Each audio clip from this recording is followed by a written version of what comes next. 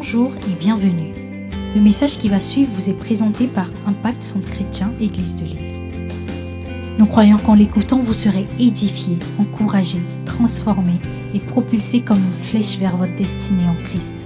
Nous vous souhaitons une excellente écoute et que Dieu vous bénisse. Depuis plusieurs dimanches, nous sommes en train de parler de la lumière et nous avons compris que la lumière était une personne et qu'il faut absolument avoir cette lumière en nous. Selon Matthieu 6, le verset 22 et 23, Matthieu 6, verset 22 et 23, qui nous dit « L'œil est la lampe du corps. Si ton œil est en bon état, tout ton corps est éclairé. Mais si ton œil est en mauvais état, tout ton corps sera plongé dans les ténèbres. Si donc la lumière qui est en toi est ténèbres, combien grandes sont ces ténèbres. » Nous avons commencé à comprendre que cette lumière, c'est Dieu lui-même, car Dieu est lumière. Et nous avons aussi compris que c'est une personne. Donc une personne doit faire son entrée dans une vie. Pour être éclairé, il faut avoir la lumière en soi, c'est-à-dire inviter Jésus dans sa vie, qu'il règne et qu'il demeure en nous. Parce que s'il ne demeure pas, ça voudra dire que nous aurons la lumière de façon intermittente. Et comme nous devons cheminer avec cette lumière qui est Dieu lui-même, nous nous sommes posé la question, est-ce qu'il est possible pour un homme comme vous et moi, des hommes ordinaires, de marcher avec Dieu? Est-ce qu'il est possible pour un homme de marcher avec Dieu? Nous avons compris que oui, c'est possible de marcher avec Dieu en marchant dans le sentier des justes, qui est la voie que Dieu a prévue pour nous. Et cette voie est balisée par ses lois, c'est-à-dire en suivant ses lois, nous sommes en train de marcher avec lui. En tout cas, nous sommes dans ses voies, ça c'est une première chose.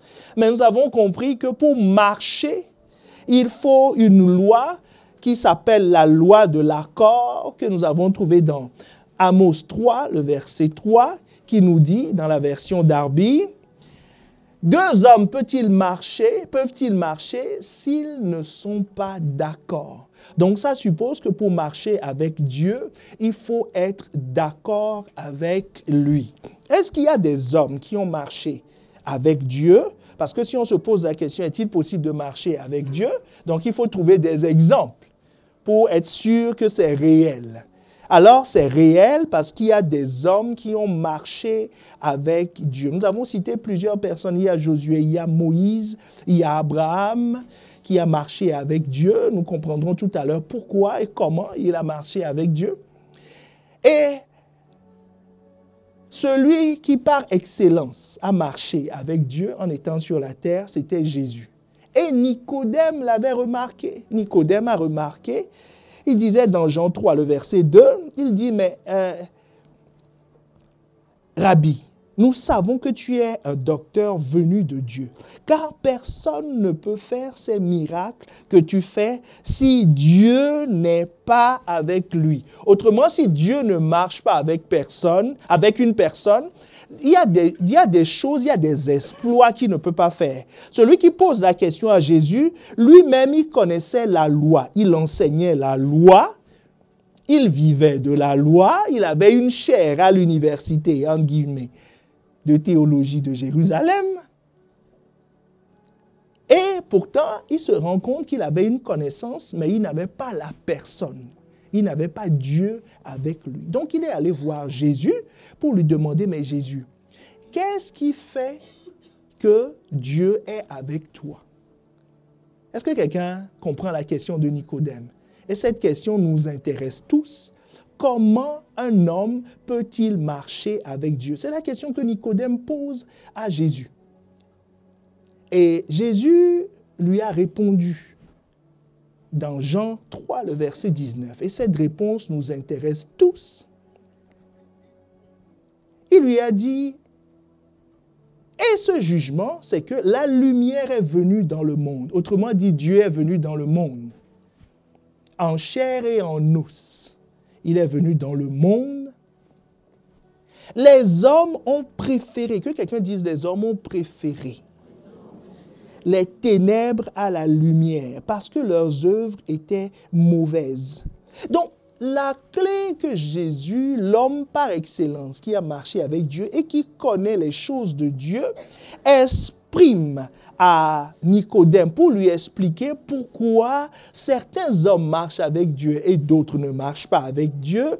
Il lui dit, c'est parce que les hommes ont préféré. Et la dernière fois, nous avons dit que les hommes ont préféré veut dire ils ont aimé. Dans la version Darby, c'est ce que nous lisons, la Bible nous dit « Or, c'est ici le jugement que la lumière est venue dans le monde et que les hommes ont mieux aimé. » Que quelqu'un dise « ont mieux aimé ». Donc, ça a été traduit dans la version Louis II, « ont préféré ». Donc, c'est une question de préférence. Donc, ce qui a distingué ceux qui ont marché avec Dieu de ceux qui n'ont pas marché avec Dieu, ce n'est pas que Dieu favorisait certains, il voulait marcher avec les uns et refusait de marcher avec les autres. Jésus nous dit, la clé, c'est ce qu'ils ont préféré. Est-ce que quelqu'un me suit? Ce qu'ils ont préféré est ce qui a fait la différence dans leur vie. Donc, ce qui nous intéresse, c'est de savoir quand même, si je veux marcher avec Dieu, qu'est-ce que je préfère? Ou bien, ce n'est pas intéressant de se poser cette question? Parce que nous sommes toujours en train de voir comment il faut préférer, comment faire les choix. Et nous avions vu la dernière, enfin il y a 2 ou 3 dimanches, que dans notre marche avec Dieu, 2 hommes ne peuvent pas marcher ensemble s'ils ne se mettent d'accord, n'est-ce pas? Donc, ça veut dire que régulièrement, Dieu va proposer des accords de partenariat pour pouvoir avancer dans la vraie vie. Tout est accord de partenariat. Enfin, tout est basé, la marche, si on prend l'exemple du mariage, un homme et une femme se voient, ils se disent, je crois qu'on peut faire quelque chose ensemble. N'est-ce pas? Bon, je laisse libre cours à chacun de choisir son style poétique, mais le fond de la question, c'est nous pouvons faire quelque chose ensemble. C'est ça, hein? Donc, se dit, bon, on va voir, on chemine ensemble, on chemine, puis après, ils se mettent d'accord. Donc, ils se mettent d'accord pour cheminer, comme Pasteur Jacques nous l'a enseigné. Après, ils se mettent d'accord pour quoi? Pour se marier. C'est ça, hein? Après, ils vont se mettre d'accord pour habiter quelque part. Parce qu'après le mariage, il faut bien habiter quelque part. Voilà, donc ils vont se mettre d'accord pour ça. Après, sur le chemin, ils vont se mettre d'accord pour dire, ce serait bien qu'on ait des enfants. Est-ce que quelqu'un voit le parcours? Toute leur vie durant, c'est une succession d'accords. C'est ça mon point. Ce n'est pas l'accord du début qui les conduit jusqu'à la fin. Il y a des accords successifs sur le chemin.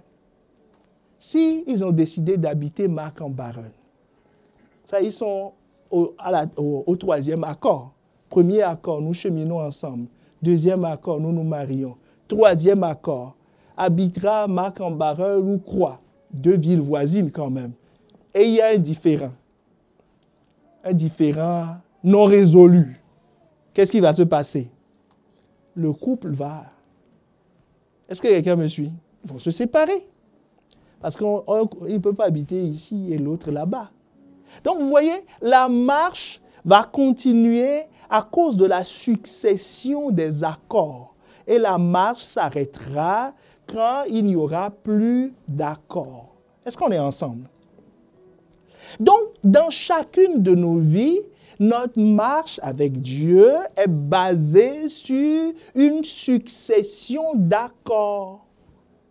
C'est ça mon point. Une succession d'accords. Et nous avions identifié 7 types d'accords auxquels chacun d'entre nous fera face. La question que nous nous posons aujourd'hui, c'est de savoir où j'en suis, où suis-je dans ce processus, dans cette marche. Que demande mon partenaire dans cette saison de ma vie? Je vous avais dit la dernière fois, il faut que chacun d'entre nous commence à prier pour ça. Parce que nous ne sommes pas dans les mêmes saisons. L'Église est dans une saison. Il faut que la vie des membres de l'Église soit dans la même saison que l'Église. Mais dans l'Église, il y en a qui sont nés de nouveau hier, il y en a qui sont nés ce matin, il y en a qui sont nés il y a une semaine, il y en a qui vont naître tout à l'heure. Est-ce que quelqu'un me suit? Ce n'est pas le même parcours. Mais chacun doit savoir où en suis-je dans ma marche avec Dieu. C'est-à-dire à quel type d'accord, à quel niveau d'accord je suis. Et nous avions vu que l'accord est progressif et devient de plus en plus intime. Dans l'exemple que je vous ai donné du jeune homme et de la jeune fille qui se sont aimés, leur parcours est marqué par de plus en plus d'intimité. Pas vrai? De plus en plus d'intimité. Normalement, et ce sera ton cas, quand vous vous mettez d'accord en disant nous cheminons ensemble, normalement, le niveau d'intimité est un niveau d'intimité amical. Donc, ça n'a rien de différent du frère qui est assis ou de la sœur qui est assise à côté. C'est le même niveau d'intimité physique. Mais au niveau de l'âme, vous vous rapprochez davantage. Est-ce que quelqu'un me suit? Et vos esprits doivent être normalement dans le même monde. Parce que quel lien y a-t-il entre la lumière et les ténèbres? Est-ce que quelqu'un me suit? Voilà. Mais au fur et à mesure que vous vous avancez, que vous vous mariez, normalement, le lendemain du mariage, il doit y avoir quelque chose. Les corps se rapprochent davantage. Est-ce que quelqu'un me suit?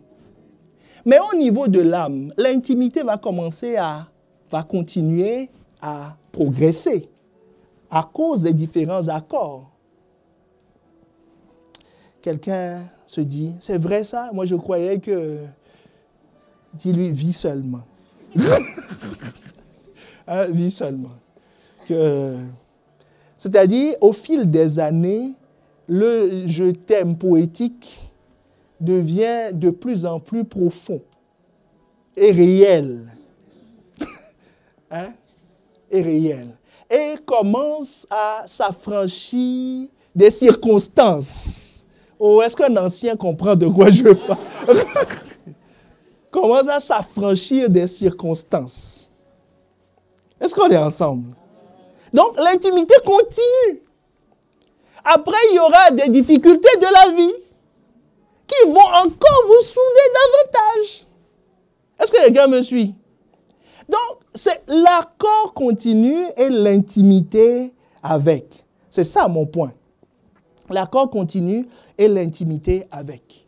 Donc, dans la vie avec Dieu, avec Christ, nous allons passer par les mêmes étapes. Les étapes passent d'une intimité, un accord de base, à une intimité croissante. C'est ce que je veux dire. À une intimité croissante. Quand tu pars du premier point au 7e point, ce n'est pas du tout le même niveau d'intimité. C'est ce que je veux dire. Donc, la question c'est, comment savoir ce que Dieu attend de moi dans cette saison? Autrement dit, à quel niveau d'intimité suis-je ou vers quel niveau d'intimité Dieu veut me conduire? Si Dieu veut me conduire vers un autre niveau d'intimité, ça veut dire que nous allons signer un nouveau accord. Comme ça se passe dans la vraie vie. Vous savez, on peut être ami avec quelqu'un, mais quand on traverse ensemble une galère, c'est pas vrai? On est plus proche. Quand on a traversé certaines choses, ensemble, on est plus proche. OK? Donc, comment savoir dans quelle saison je suis? Nous allons répondre à cette question par un exemple. Nous allons essayer de comprendre comment Abraham, un homme qui a marché avec Dieu, à passer les différentes étapes. Et au fur et à mesure, ça te permettra de savoir, de t'interroger, parce que le Saint-Esprit va te parler pour que tu saches où en suis-je. Parce que vous savez, ces choses ont été écrites. Romains 15, verset 4 nous dit, « Or, tout ce qui est écrit d'avance l'a été pour notre instruction. » Donc, l'histoire d'Abraham est écrite pour nous servir d'instruction. Afin que par la patience et par la consolation que donnent les Écritures, nous possédions l'espérance. Parce que sa vie est un exemple, montre un parcours. Ça te permet d'anticiper, de dire, d'être patient du coup, puisque tu connais la fin. Tu connais la fin. Tu sais comment ça évolue. Tu sais quels ont été ces challenges. C'est écrit pour cela. 1 Corinthiens 10, verset 11 nous dit, « Ces choses leur sont arrivées pour servir d'exemple. Elles ont été écrites pour notre instruction, à nous qui sommes parvenus à la fin des siècles. » Est-ce que quelqu'un veut savoir comment Abraham a franchi les différentes étapes, les défis qu'il a eus pour recevoir une instruction divine? Si tu veux le savoir, prends une minute, on va prier. Tu vas demander, Seigneur, donne-moi une instruction ce matin. Je veux apprendre de la vie d'Abraham. Que ta révélation soit claire pour moi. Claire pour moi.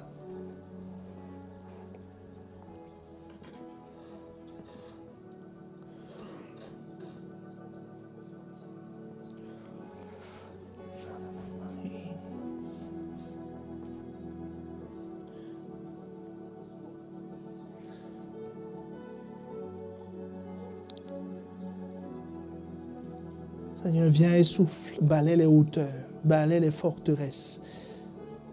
Révèle-nous Christ, afin que nous soyons transformés en la même image, dans le même parcours, avoir la même trajectoire que Abraham. Que l'instruction arrive jusqu'à nous, dans le nom de Jésus. Dans le nom de Jésus. Amen. Alors, la première leçon que nous tirons de la vie d'Abraham, c'est que Abraham, au début, première alliance, premier contrat que Dieu lui a proposé, c'est qu'il le reconnaisse comme Seigneur. C'est la première étape. Parce que si tu dois avoir une relation avec quelqu'un, il faut que tu identifies la personne pour ce qu'elle est dans la relation. Est-ce qu'on est d'accord avec ça? Quand tu vas chez le médecin, même si tu connais le médecin, il s'appelle Julien, par exemple. Si tu considères que c'est le petit Julien, tu ne risques pas d'être guéri. Est-ce que quelqu'un me suit? Tu dois le reconnaître pour sa position. Ce qu'il dit, ce n'est pas un avis. Ce n'est pas ce qu'il te dit quand vous prenez un verre de jus de raisin. C'est un avis qui compte. Tu ne peux pas prendre cet avis et aller comparer et dire, oui, mais toi, tu m'as dit, ma mère m'a dit que ta mère est médecin. Est-ce que quelqu'un me suit? Donc, quand on doit avoir une relation avec quelqu'un, il faut identifier la personne pour qui elle est. Si tu ne considères pas Dieu comme Seigneur, parce que c'est ce qu'il est, la relation n'est pas possible. Quand quelqu'un vient demander un conseil ou veut recevoir une instruction, il doit savoir que la personne est supérieure, a plus de connaissances et son avis compte plus que ce que lui pense. Sinon, il va banaliser la chose. Est-ce que quelqu'un me suit? Donc, avant d'établir toute relation, Dieu se présente à l'homme tel qu'il est. Comment il a fait avec Abraham? Si nous lisons bien son histoire, Dieu lui a demandé d'aller à Canaan. Mais je suis au regret d'annoncer à quelqu'un que ce n'est pas lui qui a commencé ce projet. Genèse 11, versets 31 à 32. C'est son père qui s'appelle Térak. Térak prit Abraham, son fils, et Lot, fils d'Aran, fils de son fils, et Saraï, sa belle-fille, femme d'Abraham, son fils. Ils sortirent d'Ur en Chaldée pour aller au pays de Canaan. Ils vinrent jusqu'à Charan et ils y habitèrent.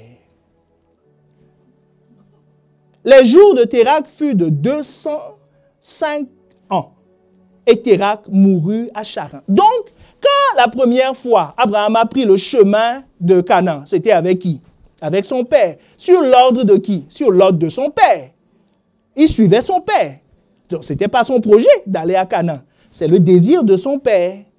Romains 6,16 nous dit quoi? On est esclave de celui à qui on obéit. Donc, il était sous la seigneurie de qui? De son père, Térak. Est-ce que quelqu'un me suit? Il était sous la seigneurie de Térak. Il s'est arrêté à Charan parce que Térak était fatigué du chemin. Ils se sont arrêtés à Charan. Et là, il mourut à 205 ans. Et une fois qu'il est mort, Genèse 12 maintenant, verset 1, l'Éternel dit à Abraham, va-t'en de ton pays, de ta patrie, de la maison de ton père, dans le pays que je te montrerai. C'est sur cette parole qu'il est parti maintenant. Est-ce que quelqu'un voit la différence? Donc, toute l'histoire qu'on va lire après, ce n'était pas le voyage de son père, mais c'est l'ordre que Dieu lui a donné au premier verset du chapitre 12.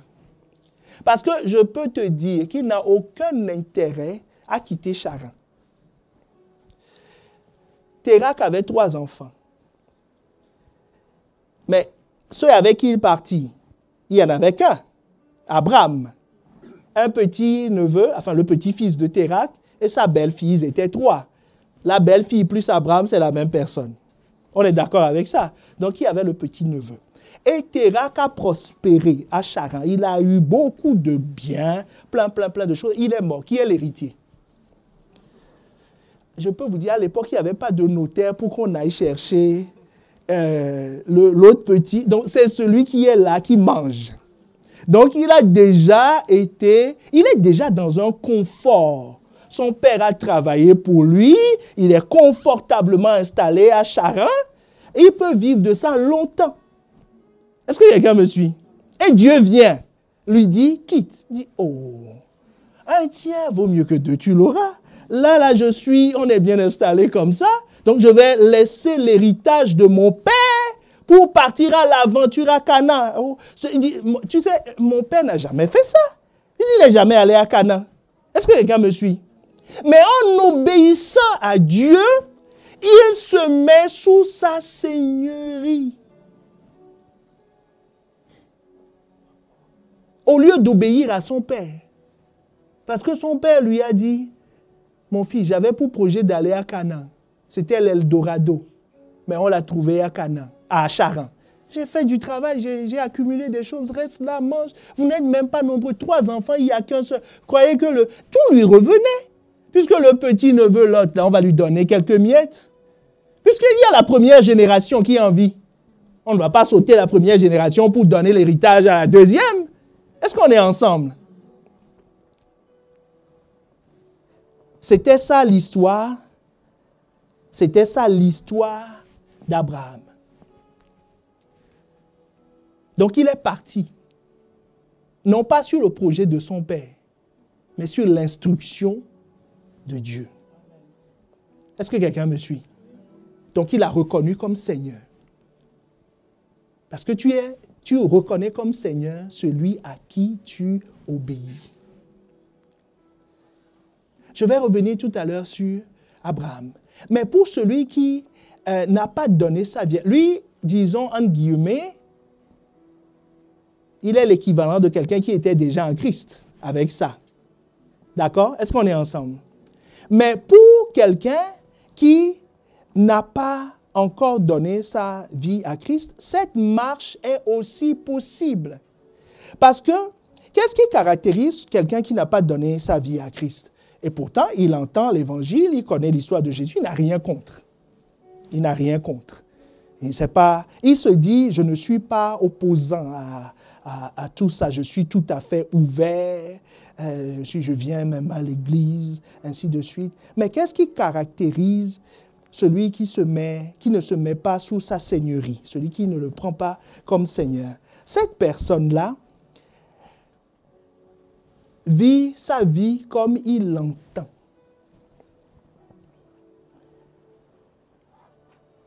Ésaïe 53, le verset 6. Nous étions tous errants comme des brebis. Chacun suivait sa propre voie. Et l'Éternel a fait retomber sur lui l'iniquité de nous tous. C'est ce que la Bible nous dit. Donc, qu'est-ce qui caractérise tous ceux qui étaient pécheurs avant que Christ ne meure? C'est ceux qui suivaient leur propre voie. Donc, quand quelqu'un suit sa propre voie, Jésus n'est pas son Seigneur. C'est qui son Seigneur? C'est lui-même. C'est ses désirs, c'est ses envies. Mais quand on vit de la sorte, comment Dieu perçoit une telle personne? Dieu perçoit cette personne comme un ennemi. Parce que quand le Seigneur, je vous dis, il faut toujours savoir à qui on s'adresse. Dieu est un Seigneur. Donc du coup, quand on ne suit pas ses lois, quand on suit sa propre voie, on est un ennemi. Il dit, au reste, amenez ici mes ennemis, Luc 19, verset 27, qui n'ont pas voulu que je régnasse sur eux. C'est quoi la définition de l'ennemi? Celui qui n'a pas voulu que je régnasse sur eux. Tuez-les en ma présence. C'est une parabole que Jésus donne et qui exprime la perception que Dieu a de celui qui ne se met pas sous sa seigneurie. Quelqu'un va dire, oh, c'est choquant. C'est choquant. Comment il peut, parce qu'on ne se met pas sous ses ordres, là, il va nous considérer. Bon, ici, en France, on roule à droite, n'est-ce pas? Donc, toi, tu sors. Tu dis, je vais rouler à gauche. Tu crois que la police va te traiter comment? Comme un allié. Il va dire, oh, monsieur, roulez seulement. Roulez. Et ils vont rouler devant toi en faisant, disant, ah, laissez-le passer. Et c'est comme ça que ça va se passer. On va t'arrêter fermement, avec autorité. Et on va te dire, les mains sur le volant, vos papiers, monsieur. Il te traite comment? Ça, c'est un ami, ça. C'est pas un ami. On te traite en ennemi de l'ordre public. Est-ce que quelqu'un me suit?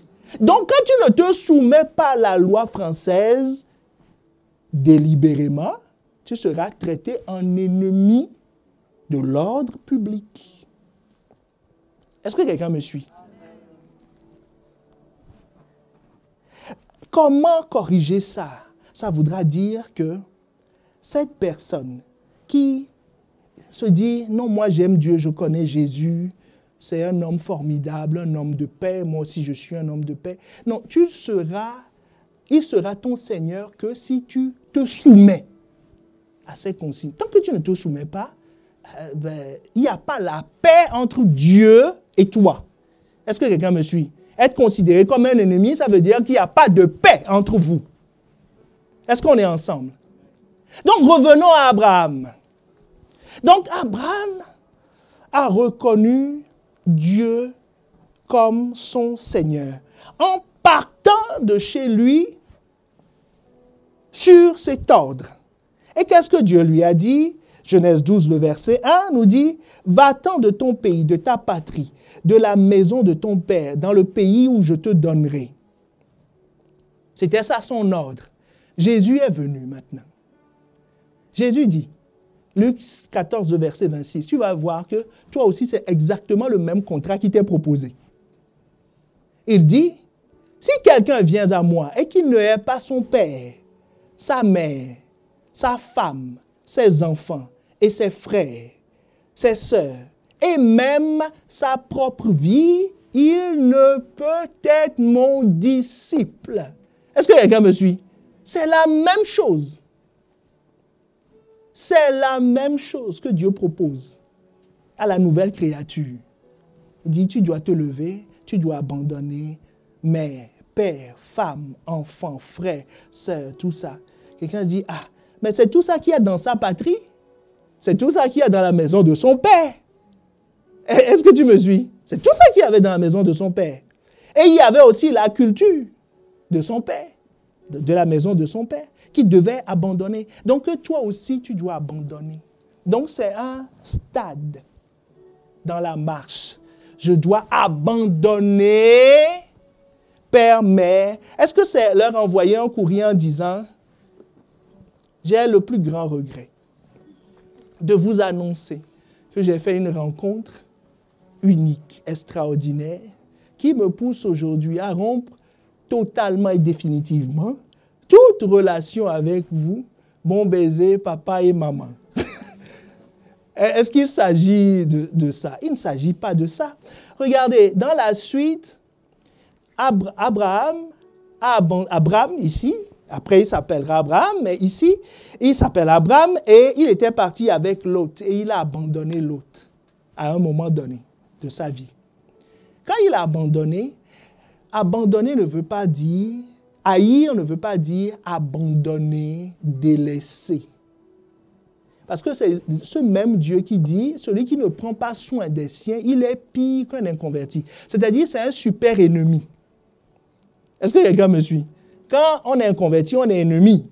Mais quand on dit pire qu'un inconverti, donc ça, c'est un super ennemi. C'est-à-dire, s'il y a toi et l'ennemi, quand la police va vous voir, on va dire à l'autre deux parties, et ils vont s'occuper spécifiquement du cas de celui qui délaisse sa famille. Est-ce que quelqu'un me suit?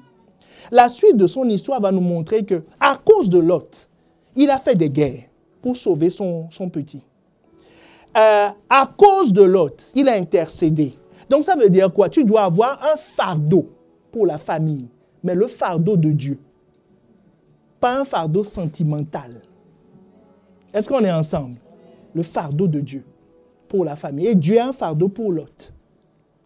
Donc, première étape, Abraham a choisi d'avoir Dieu comme Seigneur. Donc, le premier contrat, c'est l'avoir comme Seigneur. Et toi, ce qu'il te demande, c'est que tu laisses tes attaches pour le suivre et avancer sur son ordre et non sur tes intérêts ou tes choix. Est-ce qu'on est ensemble?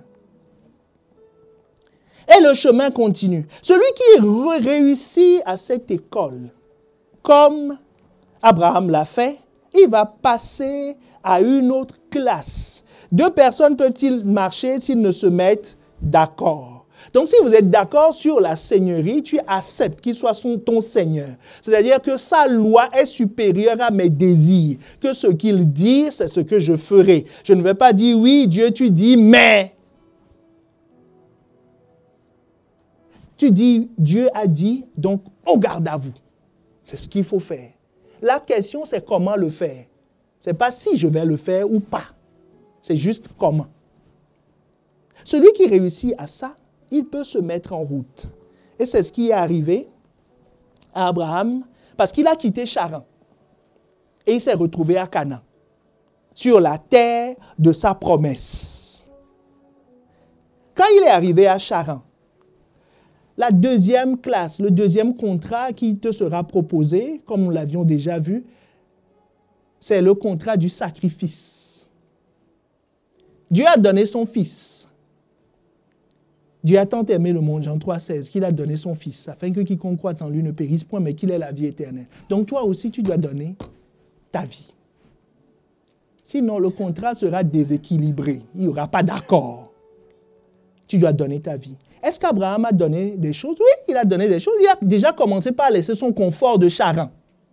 Il a pris ses clics et ses claques. Il est revenu planter sa tente à Canaan, au milieu d'étrangers, un pays qu'il ne connaît pas. Il a recommencé à zéro. Est-ce que quelqu'un me suit? Il a recommencé à zéro. Je suis sûr que sur le chemin, il a perdu des bêtes.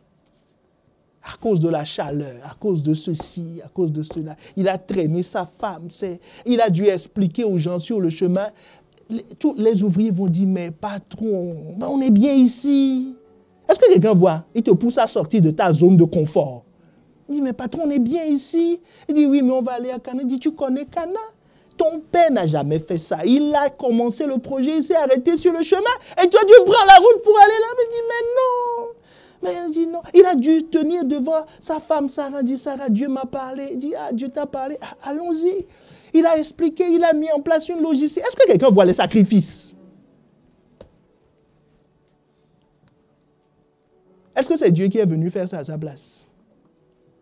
Dieu a envoyé 3 anges pour soulever ses... Donc, c'est un sacrifice que d'obéir. C'est toi qui vas l'appliquer. Ce n'est pas Dieu qui va l'appliquer. Est-ce qu'on est ensemble? Il s'est sacrifié. Ça, c'est bien. C'est son confort. Mais il va aussi, Dieu va l'amener à sacrifier autre chose dans son âme qui traînait avec lui. C'est qu'il vient d'une maison où on ment beaucoup. Ça vous surprend, hein? Chez Abraham, on ment beaucoup.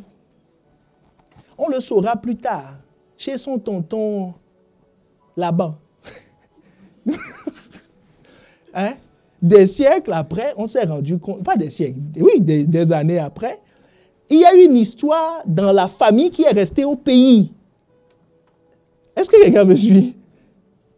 Il y a un tonton qui s'appelle Laban. Laban ment comme il respire. Genèse 29, le verset 25. Le lendemain matin, voilà que c'était Léa. Il a promis Rachel. Il a donné à boire au petit Jacob, qui s'est marié, a dansé, a bu. Il se réveille, c'est une autre femme qu'on lui a donnée. Et il lui dit, mais n'est-ce pas pour Rachel que j'avais servi chez toi? Pourquoi m'as-tu trompé? Donc c'est un roublard.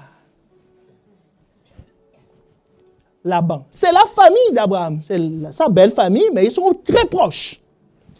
Abraham lui-même. Donc, je t'ai posé le cas de la famille. Donc, ça veut dire qu'il a été éduqué dans l'art de roubler les partenaires. Donc, il est parti en Égypte. Genèse 12. Il était à Canaan. Il a eu une famille dans le pays. Abraham descendit en Égypte pour y séjourner car la famille était grande dans le pays. Comme il était prêt d'entrer en Égypte, suis bien, hein, il dit à Sarai, sa femme, « Voici, je sais que tu es une femme belle de figure. Quand les Égyptiens te verront et diront, c'est sa femme, et ils me tueront et te laisseront la vie. Dis, je te prie, c'est une prière, dis, je te prie, que tu es ma sœur, afin que je sois bien traité à cause de toi. » Donc, il en atteint un bénéfice. Ce n'est pas que pour sauver sa peau. Hein. Est-ce que vous voyez le truc? Il dit, va, toi, tu vas dire que tu es ma sœur. Mais comme tu es belle, je vais profiter de ta beauté. C'est un léger proxénétisme. Est-ce que quelqu'un me suit? Pas tout à fait, mais c'était proche. Disant, toi, tu vas.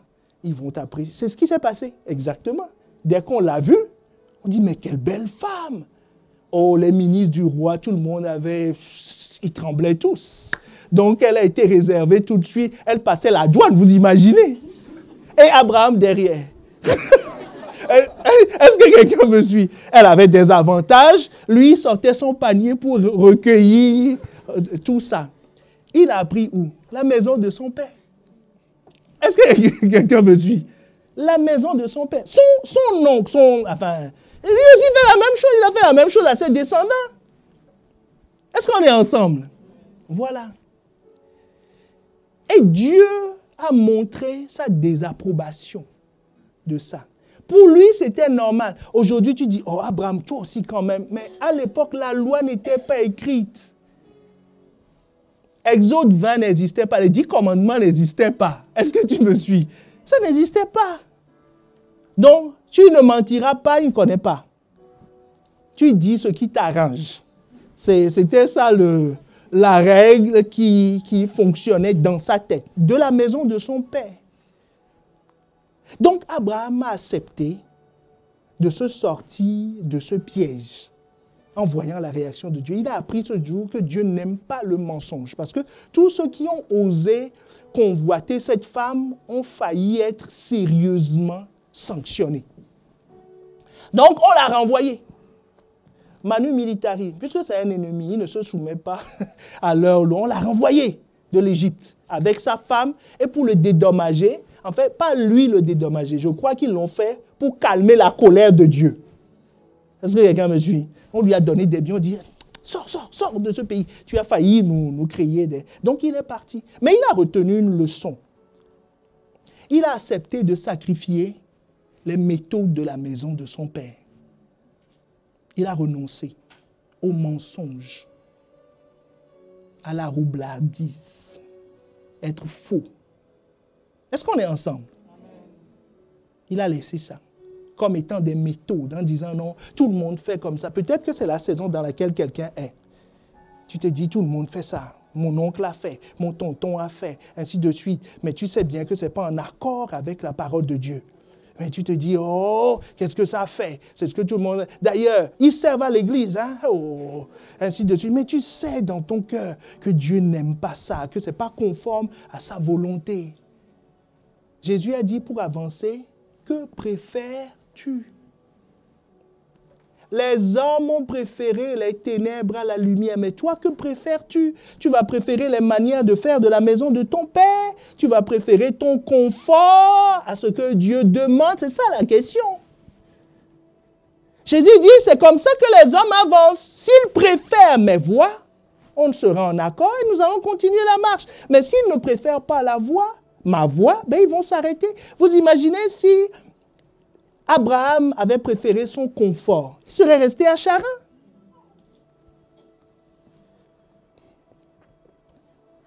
S'il préférait le mensonge, quand Pharaon a dit non, c'est pas ta sœur, c'est ta femme, nous le savons maintenant, il va répéter à sa femme, dis-leur, confirme-leur.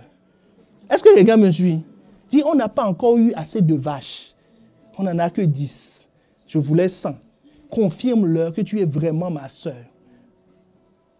Mais il s'est tué. Donc il a reconnu.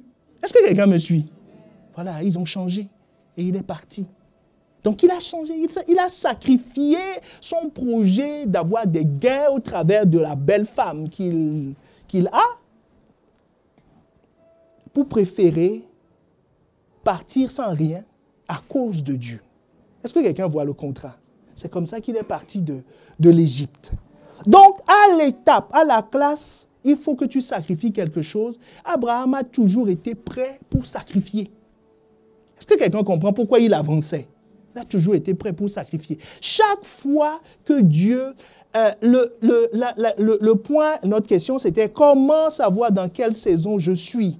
Vous voyez, ces choses existaient dans sa vie depuis longtemps. Ce mensonge existait depuis toujours. Quand il était à Charan, ça existait. À Canaan, ça existait.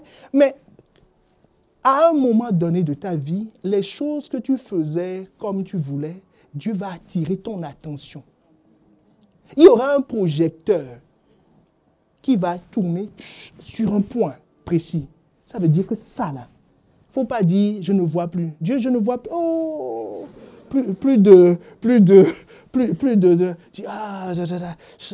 j'entends pas bien. C'est ce que les gens font. C'est-à-dire, il y a une parole qu'ils ne cessent d'écouter, d'entendre, de mille et une façons.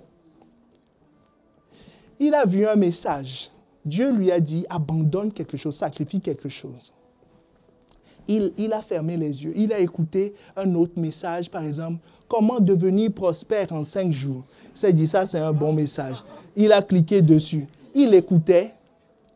Et malheureusement pour lui, mais heureusement pour sa vie, le pasteur qui prêchait a tout à coup donné un exemple qui lui rappelle ce que Dieu lui a dit la veille. Il dit, mince alors, j'ai bien choisi le message pour éviter ce genre de commentaires désobligeants sur ma personne. Est-ce que quelqu'un me suit? Il quitte là-bas. Sa collègue de travail, qui est païenne, il dit, mais il me semble que tu vas à l'église, non? Deuxième alerte. Il sort de là, il va rendre visite à ses neveux et nièces. Et les petits disent, tata, tu sais, on était à l'école le dimanche aujourd'hui. Voilà ce qu'on nous a dit. Qui t'a dit ça? Lui-même, il sait que c'est Dieu qui est en train de lui parler de 1001 façons. Et que le projecteur est tourné dessus. Et quand il n'écoute pas, il y a des situations de la vie. Là, dans le cas d'Abraham, c'est les situations de la vie qui l'ont conduit en Égypte.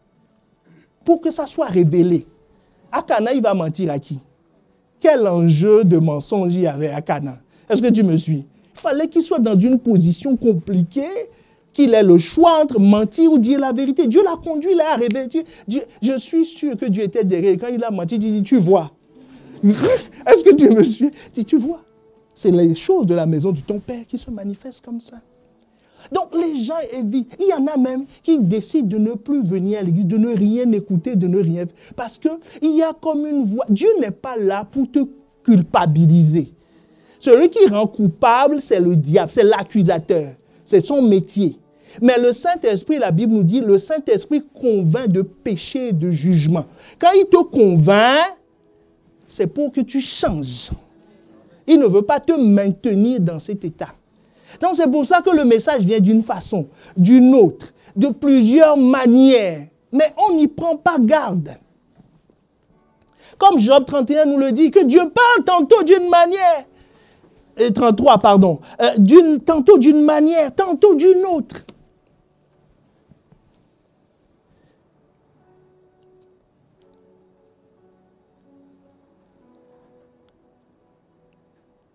Et c'est ce qui va arriver. Donc, première étape, il a reconnu comme Seigneur, en se soumettant à lui. Deuxième étape, il a appris à sacrifier. Troisième étape, c'est ce que j'ai commencé à dire, il a accepté, la parole vient te corriger, dans les détails, pas dans la globalité. La globalité, c'est ce que tu as accepté quand tu l'as accepté comme Seigneur. Est-ce qu'on est ensemble? Mais maintenant, il rentre dans les détails. Les détails, qu'est-ce qui va se passer dans sa vie? Dieu lui a dit quoi? Genèse 12, le verset 1. Dieu lui a dit, tu quitteras ton pays, ta patrie, la maison de ton père, et tu iras dans le pays que je te montrerai. Mais dans ses bagages, il y avait qui? Il y avait Lot. Lot fait partie de sa maison. Donc, d'après cet ordre, normalement, il doit partir uniquement avec sa femme. Est-ce qu'on est ensemble? Mais là, il avait un neveu qui traînait avec lui. Et tant qu'il n'avait pas réglé ce problème, Dieu l'a amené dans les sacrifices, dans l'étape du sacrifice. Mais il ne l'a pas amené plus loin. Tu sais pourquoi? Parce que des fois, comme à l'université ou à l'école, tout simplement, on permet que tu ailles en année supérieure avec une matière. C'est ça, hein? Avec une matière. Mais tu n'iras pas à l'année N+2 avec une matière. Si c'est une matière. Donc, il a obéi à 99%. C'est pour ça que des fois, Dieu tolère certaines choses dans nos vies. Mais il le tolère pour un temps, pour une saison. Tôt ou tard, pour franchir le cap N+1, tu seras obligé de régler ce problème. Donc, l'année arrivée en juin, Abraham voulait passer à la classe supérieure. On lui a rappelé qu'il avait une matière qui lui a validé. La matière, l'autre, il dit, je t'ai dit de partir avec, sans rien prendre. Pas de la maison de ton père, pas ton pays. Ton pays, je t'en ai un peu débarrassé en Égypte avec votre mensonge, mais il reste quelqu'un de la maison de ton père avec toi. Regarde l'histoire. La Bible nous dit que, chapitre 13, verset 14, l'Éternel dit à Abraham, après que Lot se fut séparé de lui, lève les yeux et du pays, du lieu où tu es, regarde vers le nord et le midi, vers l'orient et vers l'occident. Qu'est-ce que Dieu était en train de lui dire? Dieu lui dit, regarde maintenant le pays, sois conscient de Canaan où tu te trouves. Matthieu 6, 23 nous dit quoi? Que si la lumière qui est en toi est ténèbres, tout ton être est plongé dans les ténèbres. Depuis des années, Abraham regarde... Bon, qu'est-ce qu'il y a de transcendant de dire, regarde le nord, le sud, l'est et l'ouest? Ça fait des années qu'il regarde ça. Est-ce qu'on est ensemble? Donc ça veut dire qu'il regardait, mais la lumière qui était en lui était ténèbres.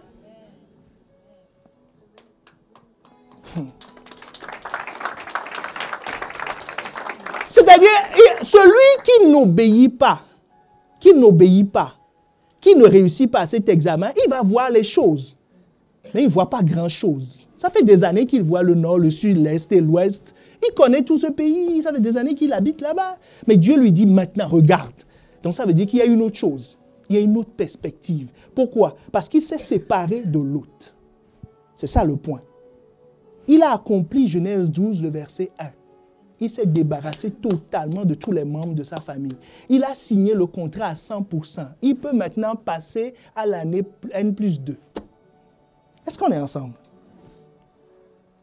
Donc c'est à partir de ce moment que Dieu a recommencé à lui parler. Donc ça veut dire que tant que l'autre traînait dans ses pattes, Dieu ne lui parlait plus.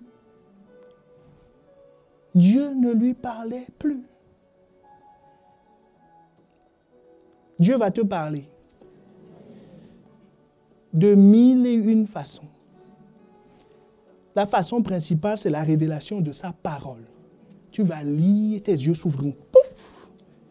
Mais en fait, il faut savoir qu'il met devant toi la vie et la mort. La mort, c'est déjà inhérent à la nature. Donc ça, c'est pas, on n'a pas besoin de... C'est la vie qui l'amène, en fait. La lumière, pour te donner la possibilité. Et il va dire, préféreras-tu?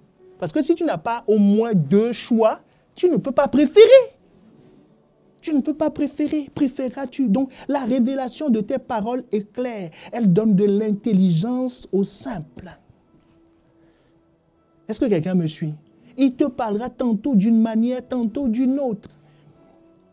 À Paul, il lui a parlé au travers d'un rêve. Un rêve qui est biblique. Et on sait qu'on rêve inspiré par Dieu, on se rappelle exactement du rêve. Et nous-mêmes, on sait que ça a un lien avec quelque chose que Dieu a déjà demandé.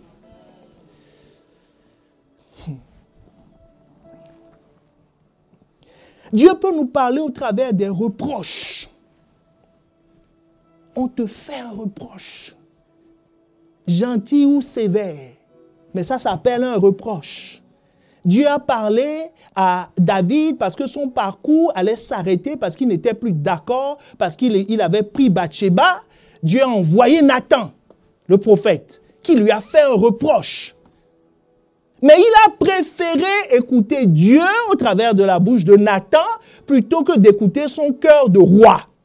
Parce que dans son cœur de roi, il aurait pu dire à Nathan, si tu répètes ça encore ici, tu vas voir.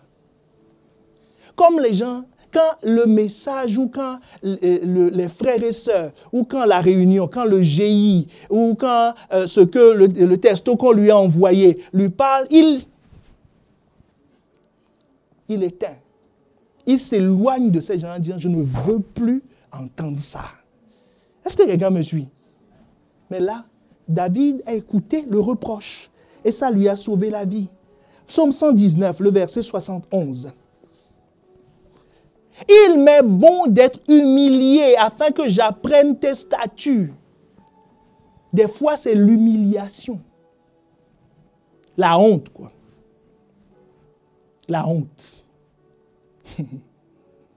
La honte. Qui est le messager, qui parle, qui dit, ah, ce serait bien que tu te corriges. Ou des fois, c'est par des personnes insignifiantes, comme je vous disais. Des enfants, des inconvertis, on ne s'y attend pas. C'est comme l'histoire de Naaman. L'histoire de Naaman.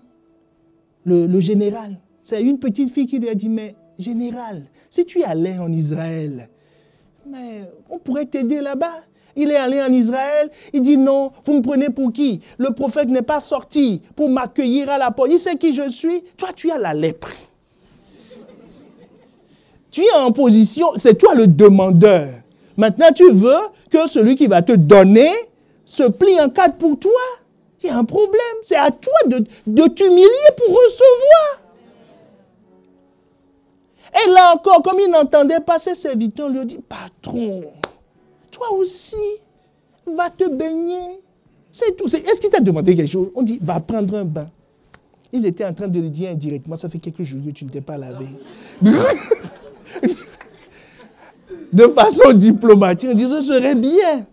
Hein, pour les conditions atmosphériques dans la charrette, ce serait bien que tu puisses aller prendre un bain. Voilà le Jourdain, plonge-toi. Il s'est plongé, il a été guéri. Vous voyez, par des gens insignifiants. Un enfant, des serviteurs. Est-ce que quelqu'un me suit? Et Abraham s'est laissé corriger dans l'histoire de Lot. Ce petit détail. Comme tu as fait déjà de bonnes choses. Comme le jeune homme riche qui est venu voir Jésus. Jésus l'aima. La Bible dit Jésus l'aima. Il a respecté la loi. Il sert dans l'église. Il est déjà motivé. Il a fait ci, il a fait ça. Il prie. La chaîne de prière, il est dedans vendredi. Il est là. Il a tout fait. Est-ce qu'on est ensemble? Il a tout fait. Mais Jésus lui dit, je vais corriger un détail. Il dit, va et vends tout ce que tu as. C'est-à-dire, abandonne-toi totalement à moi. Ne garde pas un bout. Il dit, j'ai bien fait. Regarde Dieu, j'ai fait 99%. Il dit, je veux le 1%. Donc, j'ai bien fait. Et puis, il dit, Jésus lui dit, tu as bien fait. Mais va, vends tout ce que tu as. Viens, suis-moi. Le contrat. Il dit non. Et la Bible dit, il est parti tout triste. Mais Abraham n'est pas parti tout triste. Il s'est laissé corriger. David s'est laissé corriger. Tous ces personnages se sont laissés corriger. Et quand tu te laisses corriger, tu passes à une autre phase dans la marche. Est-ce que quelqu'un voit une saison? La saison de celui qui a fait tout bien, mais il reste un détail. C'est une saison. C'est une saison. Et nous avions dit, maintenant on est à la 4e étape. Quand tu réussis à l'étape 3 de se laisser corriger par la parole, c'est-à-dire laver ses mains et laver ses pieds, nous passons à la classe marcher par la foi. Ceux qui se qualifient à ce niveau, Dieu les amène à voir ce qu'ils voient. C'est ce qui va se passer pour Abraham quand Lot s'est séparé de lui. Vous avez vu qu'il a commencé à voir le pays autrement, pour commencer. Mais il a fait une rencontre. La rencontre de Melchisédek. Une rencontre très intéressante, mais qui va lui montrer quelque chose. Au verset 23, nous allons commencer par les conséquences de la rencontre, avant de voir la rencontre elle-même, au verset 23. C'était quoi? Il se préoccupait de sa famille, Lot. Il était parti en guerre pour délivrer Lot et sa famille, et il a ramené beaucoup de butin. Quand il a ramené ces butins, Melchisédek est venu le voir et lui a dit, nous pouvons commencer au verset 18. Melchisédek, roi de Salem, fit apporter du pain et du vin. Il était sacrificateur du Très-Haut. Il bénit Abraham et dit, « Béni soit Abraham par le Dieu Très-Haut, maître du ciel et de la terre. Béni soit le Dieu Très-Haut qui a livré tes ennemis entre tes mains. » Et Abraham lui donna la dîme de tout. Vous imaginez? Il est parti avec des bergers, ces domestiques, qui n'ont jamais fait la guerre et qui sont bergers de profession. Ils sont tous partis avec leurs gourdins, comme pour aller tuer des rats. Est-ce que vous voyez le truc? Ils sont tous partis en guerre contre plusieurs, pas une armée, plusieurs armées professionnelles. Et ils ont gagné. Bon, après ils vont dire, nos bâtons sont bons, on est bien entraînés, on est ta. Mais là, Melchisédek, qu'il voit, lui explique que c'est Dieu qui t'a donné la victoire. Donc pour la première fois, Abraham est en train de voir la perspective spirituelle de ce qui se passe dans le réel. Est-ce qu'on est ensemble? Il voit, lui il croit avoir fait une bataille et gagné. Dieu lui dit non, c'est moi qui t'ai donné la bataille. Donc ce n'est pas vos bâtons, ce n'est pas votre force. C'est Zacharie 4, le verset 6 qui est en train de s'accomplir, que ce n'est ni par la force, ni par la puissance, mais c'est par mon esprit. Donc Dieu est en train de l'amener dans le monde de l'esprit pour lui faire comprendre que l'issue des batailles n'est pas déterminée par ta force, mais c'est par le fait que Dieu est avec toi ou Dieu n'est pas avec toi. Donc il est en train d'expérimenter là les signes qui accompagnent ceux avec qui Dieu est. Ce jour, il a compris que la victoire appartenait à Dieu, appartient à Dieu. La deuxième chose qu'il a compris ce jour, c'est qu'il a donné la dîme de tout. Il a donné la dîme de tout. Mais regarde la conséquence de cette dîme. La dîme est une façon de dire, c'est Dieu qui m'a donné, c'est bien. Abraham a été affranchi ce jour du fait que la prospérité économique ne dépend pas de ta force, mais de ton alliance avec Dieu. Verset 23. Je ne prendrai rien de ce qui est à toi, pas même un fil ni un cordon de soulier, afin que tu ne dises pas, j'ai enrichi Abraham. Rien pour moi. Donc, tout ce qu'il a ramassé comme butin, il renonce. Est-ce que quelqu'un voit l'étape? Tu renonces aux richesses. Aux richesses. Il a renoncé aux richesses. Il dit, je ne veux pas que quelqu'un dise que c'est moi qui t'ai enrichi. Je préfère qu'on dise que c'est Dieu qui m'a enrichi. Ça, c'est pas spirituel, ça. Ça, c'est la foi, ça. Parce que les hommes ne fonctionnent pas comme ça. Mais lui, il est arrivé à ce stade. Après s'être laissé conduire par la parole, Dieu l'a amené dans un monde où il voit tout de façon spirituelle maintenant. La prospérité financière, pour lui, c'est spirituel. Les victoires, c'est spirituel. Et le summum dans tout ça, c'est que Christ est devenu réel, palpable pour lui. Vous savez ce qui nous permet de dire ça? Hébreux 7. Dans l'épître aux Hébreux, nous avons l'explication spirituelle de Melchisédek, celui qu'il a rencontré. C'est comme, le test est conçu comme dans Question pour un champion.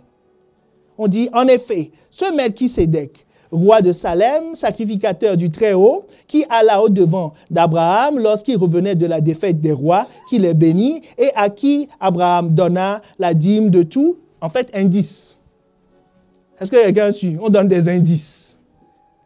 Et qui est d'abord roi de justice, d'après la signification de son nom, ensuite roi de Salem, c'est-à-dire roi de paix. En fait, vous entendez la voix derrière qui dit, c'est qui? C'est qui? Et on continue et on dit, qui est sans père ni mère, indice supplémentaire, sans père ni mère, sans généalogie, qui n'a ni commencement de jour ni fin de jour, mais qui est rendu semblable au Fils de Dieu, c'est qui? Ce Melchisédek demeure perpétuellement, demeure sacrificateur à perpétuité. C'est qui? C'est Jésus. Est-ce que vous voyez les indices? L'Épître aux Hébreux nous donne les indices. Il dit, celui-là que Abraham a vu, parce que c'est un homme, il lui a donné l'argent sonnant et trébuchant comme ça, le sac. Est-ce que vous voyez? Donc c'est un homme qu'il a vu en chair et en os. Il dit, Hébreu t'explique que celui-là, c'est Jésus. Vous voyez, c'est à l'issue du fait qu'il s'est laissé corriger, qu'il a abandonné, qu'il a haï sa famille. Jésus dit, celui qui est, deviendra mon disciple. Il est rentré dans cette dimension où Christ devient visible pour lui. Genèse 15, verset 1. Oh, c'est trop fort. Après ces événements, la parole de l'Éternel fut adressée à Abraham dans une vision. Et il dit, Abraham, ne crains pas, je suis ton bouclier et ta récompense sera grande. La parole de Dieu lui fut adressée comment? Dans une vision. Une parole dans une vision, ça veut dire qu'il voyait. Alors qu'avant, il entendait. Quand il quittait Charan, il entendait. Mais maintenant, il voit. Il a des visions. Il a des visions. Et la suite, c'est quoi? Les intentions de Dieu devenaient de plus en plus claires pour lui. Est-ce que quelqu'un voit? Les choses deviennent de plus en plus claires. Dieu lui a dit, je ferai de toi une grande nation. Il ne savait pas trop comment il allait faire. Verset 3 nous dit, et Abraham dit, voici, tu ne m'as pas donné de postérité. Celui qui est né dans ma maison sera mon héritier. Alors la parole de l'Éternel lui fut adressée ainsi. Ce n'est pas lui qui sera ton héritier, mais c'est celui qui sortira de tes entrailles qui sera ton héritier. Un détail supplémentaire. La vision devient de plus en plus claire. De plus en plus claire. Et après l'avoir conduit dehors, il regarda vers le ciel et compte les étoiles si tu peux les compter. Et il lui dit, telle sera ta postérité. Donc Dieu lui a montré le nombre. Il lui a dit, regarde les étoiles, si tu peux les compter, tu as compté ta postérité. Il dit, mais je ne peux pas compter. Donc tu dis, on ne peut pas compter ta postérité. Est-ce que quelqu'un voit? Est-ce que Dieu lui a dit ça au départ? Il ne lui a pas dit, mais la vision se précise, ça se clarifie, parce qu'il devient de plus en plus spirituel. Et Hébreux 11, verset 8 à 10 nous dit, c'est par la foi, nous explique les détails du truc, c'est par la foi qu'Abraham, lors de sa vocation, obéit et partit pour un lieu qu'il devait recevoir qu'il devait recevoir en héritage et qu'il partit sans savoir où il allait. C'est par la foi qu'il vint s'établir dans la terre promise, comme dans une terre étrangère, habitant sous des tentes, ainsi qu'Isaac et Jacob, les co-héritiers de la promesse, car ils attendaient la cité qui a des solides fondements, celle dont Dieu était l'architecte et le constructeur. Ils s'attendaient à quoi? À Dieu. Donc, ça veut dire que sa foi croissait. Est-ce qu'on est ensemble?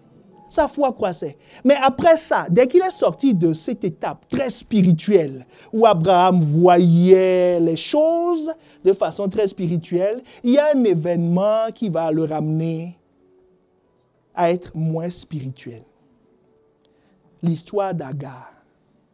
C'est après cette vision. Est-ce que tu vois les étapes? Mon point ici, c'est de te dire que le parcours n'est pas forcément linéaire, en pente douce. Il peut y avoir des décrochés. Mais les décrochés, ce n'est pas des chutes fatales. Est-ce qu'on est ensemble? Agar est rentré dans sa vie. Lui qui est devenu très spirituel, croyant que Dieu peut lui donner un enfant. On lui a même dit la femme qui va lui donner l'enfant. On lui dit, c'est ta femme qui va te donner l'enfant.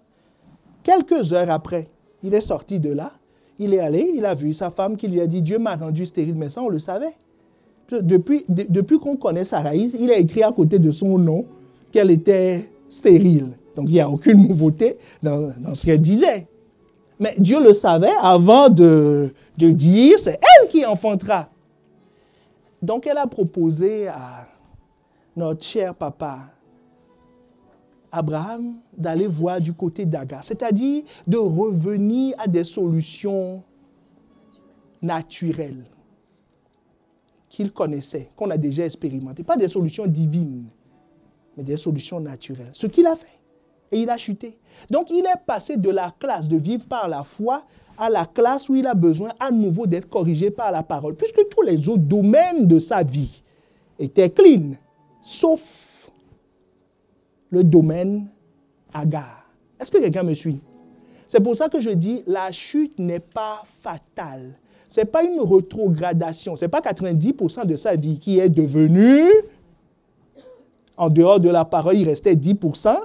C'est 90% assis dans la parole et un domaine où il a chuté. La différence entre celui qui chute, quand on te pousse, généralement, tout ton corps n'est pas par terre. Vrai ou pas vrai? Il y a quelques points de contact. C'est ça la différence, celui qui est couché et celui qui est tombé. Est-ce que quelqu'un voit la différence? Celui qui est tombé, bon, il tombe quoi? Et puis il crie, dit, où est l'oreiller? je vais rester là. Il a fait une chute, mais au lieu de se relever vite, il cherche des explications. Il dit, non, mais vous savez, non, la vie est compliquée, vous ne pouvez pas comprendre, mon cas est particulier, non, ça va aller. Priez pour moi, les frères, priez, priez. Et il demande l'oreiller en même temps. Il a l'intention de se coucher, il ne veut pas se relever. Mais celui qui est tombé, c'est les mains, maximum le genou, et en 2 temps, 3 mouvements, il se relève. C'est-à-dire, dans le parcours, il peut arriver des choses, des erreurs. Là, c'est une erreur. Qu'est-ce qu'il a fait? Tout de suite, il a cherché à se sortir de ce problème. Pour être conforme à la volonté de Dieu. Où est-ce que quelqu'un me suit? Pour être conforme à la volonté, il ne va pas dire non, mais vous savez, ça peut arriver. En citant le verset, 7 fois le juste tombe, 7 fois il se relève. Moi, je ne suis qu'à 2 fois. Laissez-moi chuter encore un peu. Si j'ai 7 jokers. Est-ce que quelqu'un me suit? Non, il s'est relevé. Mais comment se relever de cette situation? C'est son partenaire qui l'a aidé à se relever. Parce que si tu es tombé, plus tu vas chercher à te relever toi-même, plus tu vas t'enfoncer. Et plus tu vas t'engluer. Il est allé voir Dieu. Il a gratté la tête. Il dit, c'est-à-dire que... tu vois la petite Agar là, non? Je dis oui, je vois. Dit, bon, il s'est passé des choses, quoi. Est-ce que quelqu'un me suit? Voilà, il est allé, il s'est excusé platement. Dieu lui a dit, et puis il dit, ce qui me pose problème maintenant, c'est que ma femme, elle n'est plus tranquille. Hein? Elle est contre elle, que la maison, c'est chaud. Dieu dit, c'est chaud. Il dit, elle a raison. C'est ce que Dieu lui a dit. Il dit, elle a raison. Elle a raison. Mais voilà comment on va corriger l'erreur. Dieu dit, tu vas chasser l'enfant. Il dit, hey! Dieu dit, tu vas chasser l'enfant. C'est-à-dire, tu vas abandonner la situation. C'est pour ça que Jésus dit, si ton œil est une occasion de chute pour toi, arrache et jette. Dis, mais Seigneur, j'ai que 2 yeux. Il dit, je sais, c'est moi qui crée les yeux. C'est moi qui t'en ai donné 2. Je te dis, arrache et jette. Mais comment je vais faire pour voir après? Il dit, je serai ta vue. C'est ce qu'Abraham a fait. Il a chassé l'enfant. Dieu a récupéré l'enfant. Dieu a dit, bon, Ismaël, en fait, c'est mon partenaire, l'autre. Donc, ce qu'il fait m'engage. Lui, il ne peut pas s'occuper il ne peut plus s'occuper de toi. Tu as vu ce que tu as fait dans la maison. Donc moi, je vais compenser tes erreurs. Est-ce que quelqu'un me suit? Si tu t'appuies sur lui, tu confesses. Celui qui avoue cette transgression. Celui qui les cache ne prospère pas. Mais celui qui les avoue et qui les délaisse obtient miséricorde. C'est comme ça qu'on se relève. Dans le contrat, c'est ça. Il a avoué à son partenaire que j'ai raté une clause de notre contrat. Donc, qu'est-ce que je peux faire? Et son partenaire lui a dit, laisse, je m'en occupe, je compense. Donc, là où tu es, à l'endroit où tu es tombé, c'est Dieu qui va t'aider à te relever. Si tu appliques, si tu reconnais ton tort, Dieu l'a aidé à se relever. La preuve qu'il s'est relevé, c'est qu'il a changé de classe. Chaque fois que tu passes à un autre niveau, c'est le signe que Dieu est à l'œuvre. Abraham a changé de classe. Chapitre 15 maintenant. Il a quitté la classe numéro 4, qui est de marcher par la foi et la vue. En fait, on ne quitte jamais par la foi et non par la vue. On ne quitte jamais cette classe. Mais il est passé à un autre niveau. L'autre niveau, c'est quoi? Dieu te fait voir, mais Dieu te fait ressentir. C'est ce qu'on avait vu. Il te fait ressentir. Il commence à partager avec toi son intimité. Regardez au chapitre 15, le verset 12. Au coucher du soleil, un profond sommeil tomba sur Abraham. Et voici, une frayeur, une grande obscurité vint l'assaillir. On dit quoi? Une frayeur et une grande obscurité vint l'assaillir. Et l'Éternel dit à Abraham, sache que tes descendants seront étrangers dans un pays qui ne sera pas à eux. Ils y seront asservis, on les opprimera pendant 400 ans. Mais je jugerai la nation sur laquelle ils seront asservis. Ils sortiront ensuite avec de grandes richesses. Toi, tu iras en paix vers tes pères. Tu seras enterré après une heureuse vieillesse. Ça veut dire quoi? Ça veut dire qu'au moment où Dieu parlait à Abraham, Abraham, lui, était dans la paix et dans la tranquillité. C'est le sentiment qu'il avait. Mais Dieu avait quel fardeau? Dieu avait une souffrance. Parce qu'il voyait la souffrance future d'Israël. Est-ce que quelqu'un me suit? La souffrance future en Égypte. Donc, Dieu, prophétiquement, le Saint-Esprit fera quoi? Vous annoncera les choses à venir. Donc, Dieu lui a dit, Abraham, on a parlé de ton enfant, tu es content, ainsi de suite. Il dit oui. Et puis, tu m'as délivré de l'histoire d'Ismaël. Dieu dit, mais moi, j'ai un fardeau. Je vois tes enfants. Ils vont être asservis 400 ans. C'est un fardeau pour moi. Vous comprenez pourquoi? Il était dans la présence de Dieu, mais il avait une frayeur. Il avait un sentiment, qui était le sentiment que Dieu avait. Est-ce qu'on est ensemble? C'était ce que Dieu ressentait. Parce que Dieu dit, ce peuple va souffrir. Ce peuple va souffrir. Regardez ce que Dieu lui-même dit, qui est rapporté dans Acte 7, le verset 34. Parce que quelqu'un ne croit pas que c'est le sentiment que Dieu avait. Dieu dit, j'ai vu la souffrance de mon peuple. qui est en Égypte. J'ai entendu ses gémissements et je suis descendu pour le délivrer. Est-ce que quelqu'un me suit? Dieu dit, j'ai entendu, j'ai un fardeau. Comme Dieu a un fardeau pour les âmes perdues. C'est un fardeau qu'il a. Qu'il partage avec ceux qui l'aiment. C'est un fardeau. Quand il voit les gens perdus, quand il voit les gens souffrir, c'est un fardeau pour lui. Il dit, mais mon fils est mort pour qu'il soit sauvé. Est-ce que tu annonces l'évangile? Est-ce que tu pries pour ça? Est-ce que tu donnes un témoignage? Il dit, ça c'est mon fardeau. Il dit, toi tu viens toujours pour me demander, mon bonbon, protège-moi, garde-moi, rends-moi prospère. Il dit, moi j'ai un fardeau. Est-ce que quelqu'un me suit? Voilà. Dieu a commencé à partager avec Abraham ses fardeaux.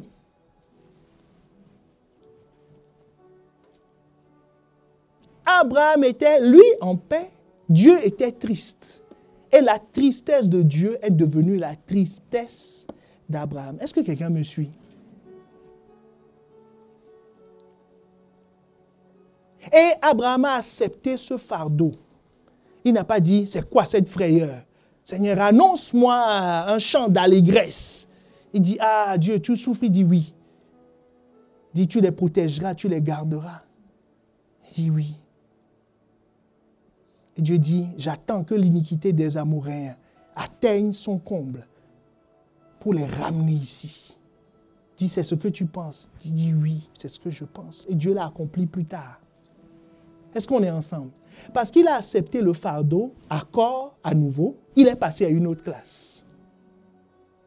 Vous voyez, il y a la classe des fardeaux, la saison des fardeaux de Dieu. Dieu te dit, j'ai un fardeau. Il y a ça qui me préoccupe. Tu dis, non, non, non, moi je suis en paix. Mais tu ne le diras plus au nom de Jésus. Dis-moi, je suis en paix. Quel est le problème? On est bien ici. Dieu dit, non, non, moi j'ai une préoccupation. Que telle personne qui est autour de toi, ton collègue, parle-lui. Tu dis, mais Seigneur, je viens d'avoir le poste, on est tranquille. Il dit, non, non, non. Il dit, moi j'ai un fardeau. Il dit, serre-moi dans cette saison. Il dit, non, je suis trop fatigué. Ça ira. Il dit, non, c'est un fardeau que j'ai. Est-ce que quelqu'un voit la saison?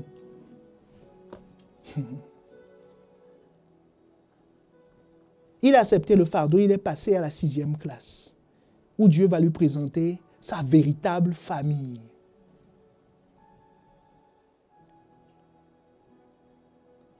Quand Dieu lui disait que je te multiplierai, Genèse 17, verset 18, Abraham dit à Dieu, oh Ismaël, qu'Ismaël vive devant ta face. Il a dit, Dieu, je t'ai aidé. Je t'ai aidé. Moi-même, j'ai commencé à préparer la famille. Toi, tu n'as qu'à multiplier. Est-ce que quelqu'un voit l'affaire? C'est ce qu'il a commencé à dire à Dieu. Et Dieu lui dit, verset 1, lorsque Abraham fut âgé de 99 ans, l'Éternel apparut à Abraham et lui dit, je suis le Dieu tout-puissant.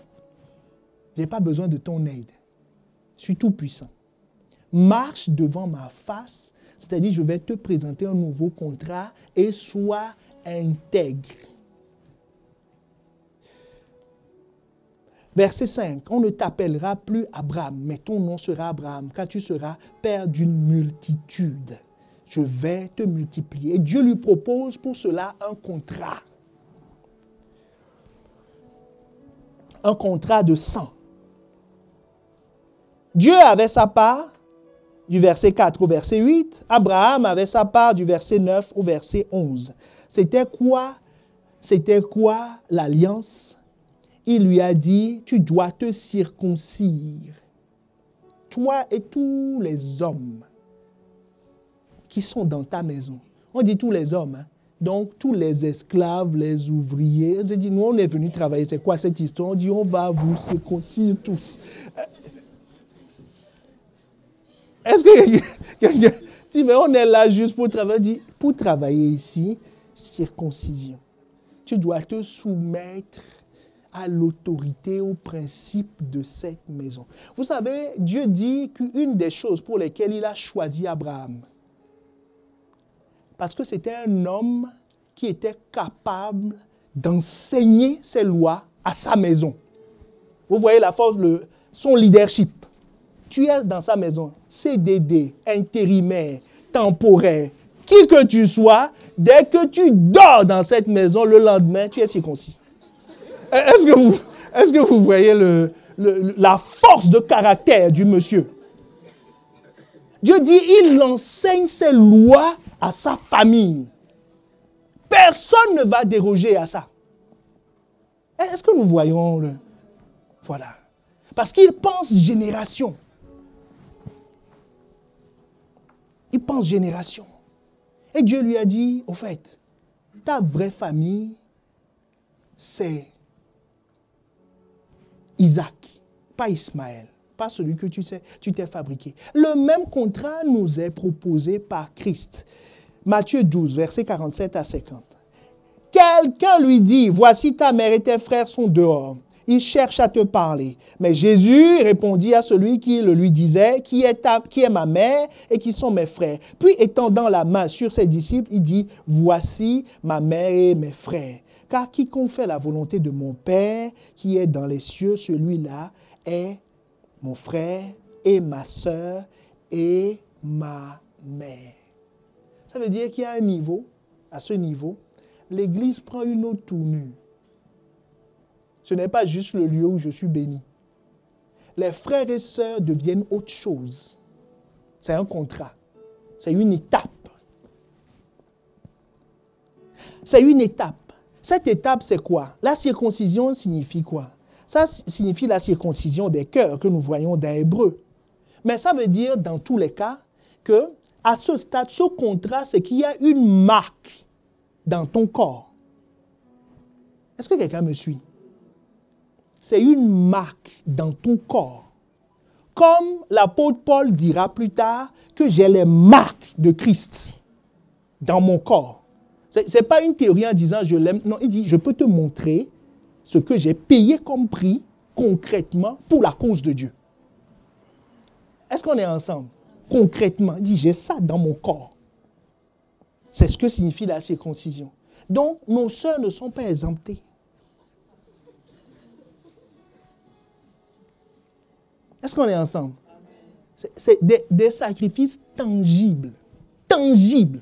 Que tu peux montrer. Tu peux amener les gens et dire, voilà ce que j'ai sacrifié. Ce n'est pas la théorie des sacrifices. Non, non. Tu dis, moi, dans ma situation, voilà ce que j'ai abandonné pour la cause de Christ. L'apôtre Paul peut dire, j'ai abandonné ma carrière de docteur, j'ai abandonné ma carrière chez les pharisiens, mes rôles politiques, tout ça, j'ai été prêt à les sacrifier.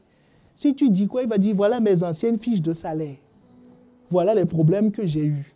C'est réel, c'est concret. Est-ce que quelqu'un me suit? Voilà, c'est des marques. Et quand on a ces marques, on appartient à une famille. La famille des marqués. C'est une famille à part de gens qui ont payé le prix. Parce que c'est ce sacrifice-là qui vous réunit. C'est ce sacrifice que ceux qui entouraient Paul n'ont pas voulu payer. Marc n'a pas voulu payer, Démas n'a pas voulu payer. Il dit non, moi j'aime trop la vie. Il dit non, là, vous me demandez trop. Moi je suis prêt à faire les campagnes, mais de 19h à 21h, parce que j'ai un autre travail du matin jusqu'au soir. Il dit non. Arrivé à un stade, il faut qu'il y ait les marques dans ta vie, concrètement. Abraham l'a fait. Et il a continué la marche. Mais avant de continuer, récidive. Il a encore menti une fois. Chez Abimelech maintenant. Il est encore tombé. 7 fois. Le 8, il n'est que 2 pour le moment. Il est encore tombé. Il a encore menti. Le même mensonge que sa femme, c'est sa sœur. Il dit, tu es trop belle. Elle devait être vraiment belle. Quand on va arriver au ciel, on va demander à rencontrer. Parce que là, elle avait 80 ans passés. Hein? Mais quand elle arrive dans un pays, elle retourne le... Est-ce que quelqu'un me suit? Donc, quand vous allez voir une super beauté au ciel, tout le monde saura par révélation que là, c'est Sarah. Parce que tellement on a parlé de sa beauté dans la Bible. Donc, Abraham s'est encore relevé parce qu'il n'a pas caché sa transgression. Il a avoué et il est avancé. Donc maintenant, il a un fils. Après cette alliance, il a un fils. Il était à la 6e classe d'intimité. Vous voyez le niveau d'intimité? Commencer à voir comme Dieu, ressentir comme Dieu. Il est familier de la famille de Dieu. C'est quelqu'un de la maison. Et il a un fils. Mais Dieu lui a dit qu'il deviendra des nations et non qu'il aura un seul enfant. Et Dieu, vous savez, dès le départ, il est Seigneur. Mais en réalité, dans sa seigneurie, il est le chef et le consommateur de la foi. Hébreux 12, le verset 1. Donc, il est le chef, il produit. C'est lui qui a donné Isaac, mais il faut que Isaac lui revienne.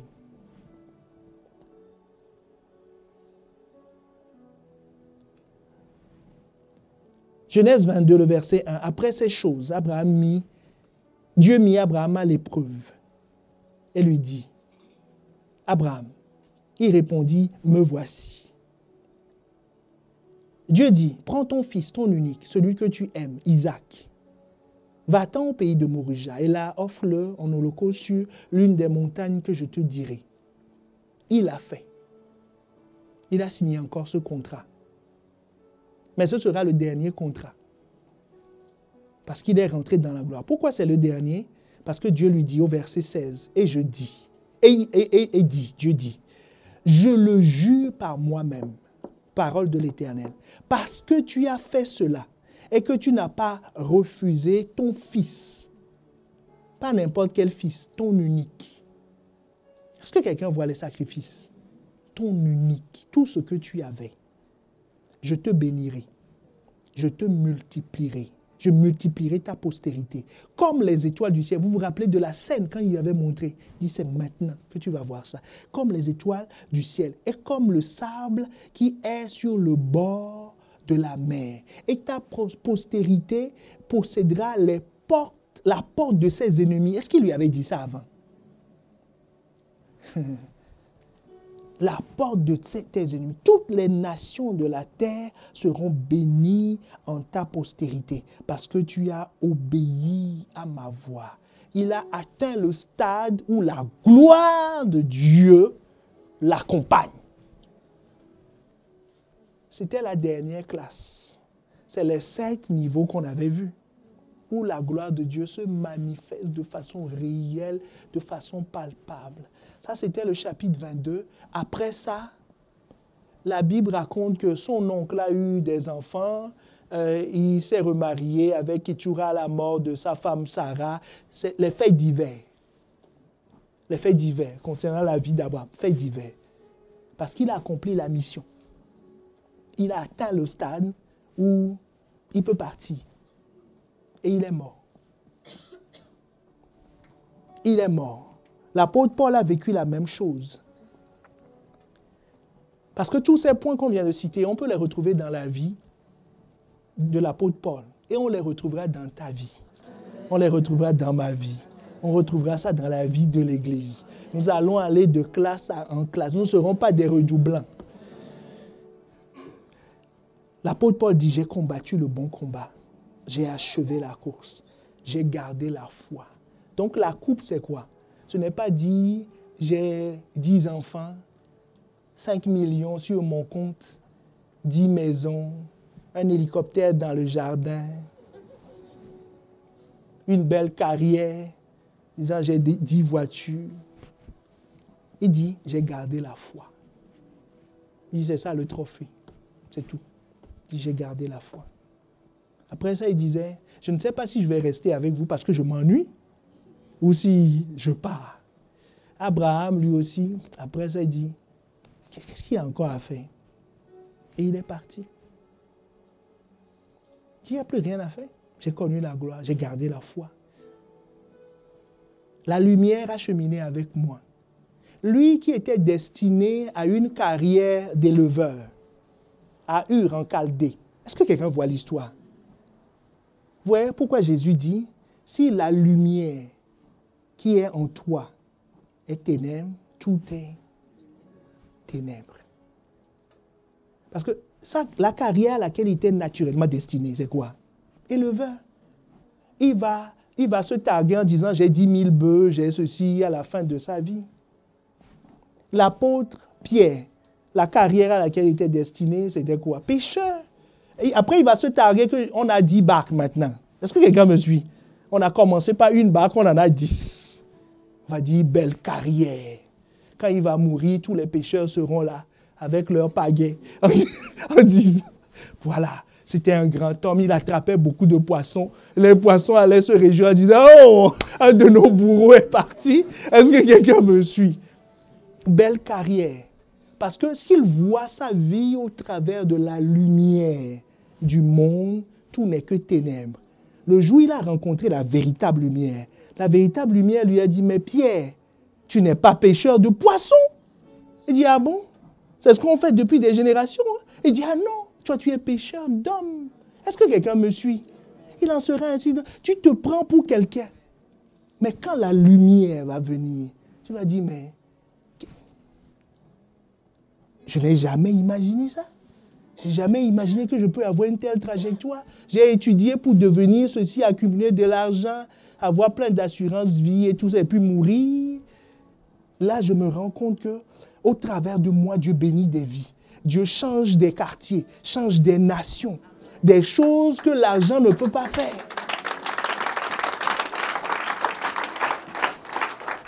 Est-ce que quelqu'un veut rentrer dans cette dimension du surnaturel, de ce que l'œil n'a point vu ni entendu? C'est un parcours, mais il y a un prix. À chaque étape, il y aura proposition d'un contrat. Proposition d'un contrat. Et quand tu vas obéir au contrat, tu vas continuer. Même si tu tombes sur le chemin, assure-toi de ne pas te coucher. Si on te propose un oreiller, dis non. Est-ce que quelqu'un me suit? Dis, je ne suis pas venu rester ici. Je vais quelque part. Donc tu te relèves comme en avouant, disant, Seigneur, j'ai fait une bêtise. Mais toi-même, tu sais, on est des hommes. Pardonne seulement, on avance. Est-ce que quelqu'un me suit? Et puis c'est tout. Laisse-toi corriger par la parole. Et tu vois, chaque fois qu'ils ont chuté, ils ont rétrogradé d'une classe. Pas de 10 classes. Ça vaut l'expulsion de l'école. Est-ce que tu me suis? Mais si d'un rang. Et puis on se relève rapidement et on reprend la marche. Est-ce que quelqu'un me suit? Parce que ta vie est plus que ce que tu crois qu'elle est. Dieu ne t'a pas créé pour que tu viennes accompagner les gens, pour que tu viennes distraire un homme ou une femme, que tu passes ta vie à accumuler des biens, et puis quand tu vas partir, on ne peut même pas mettre tout ça dans le cercueil. Est-ce que quelqu'un me suit? Ça ne sert à rien. Ce n'est pas à cette vie que nous sommes destinés. Mais il faut signer des contrats, il faut accepter. 2 hommes peuvent-ils marcher? Est-ce qu'un homme peut marcher avec Dieu? Oui. Abraham dit, je l'ai fait. Josué dit, je l'ai fait. L'apôtre Paul dit, je l'ai fait. Donc toi aussi, tu peux le faire. Moi aussi, je peux le faire.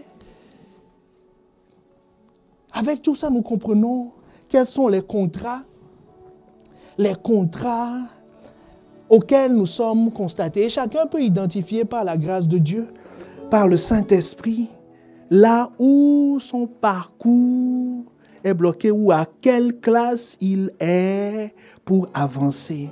Est-ce que quelqu'un veut se lever pour prier, pour demander, Seigneur, il y a de grandes choses qui m'attendent.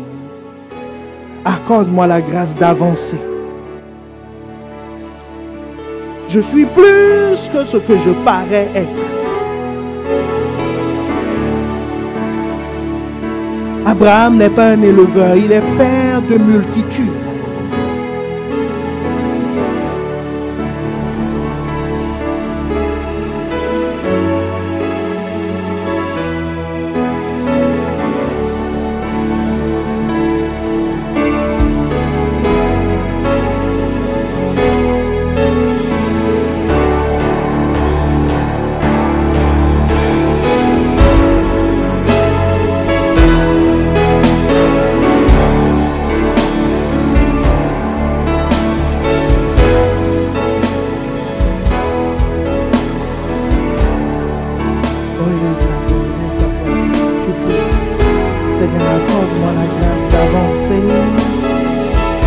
Accorde-moi la grâce d'accepter,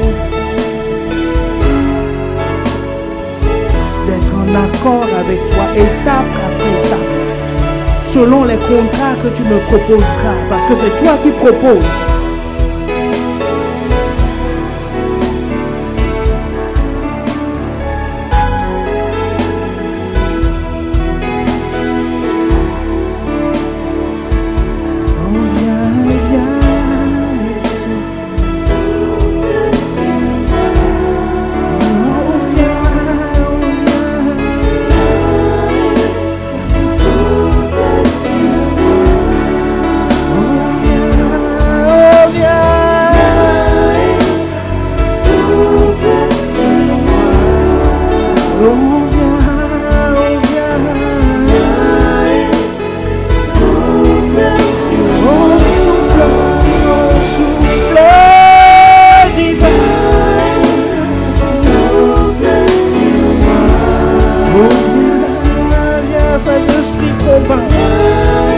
Saint-Esprit, convainc les cœurs.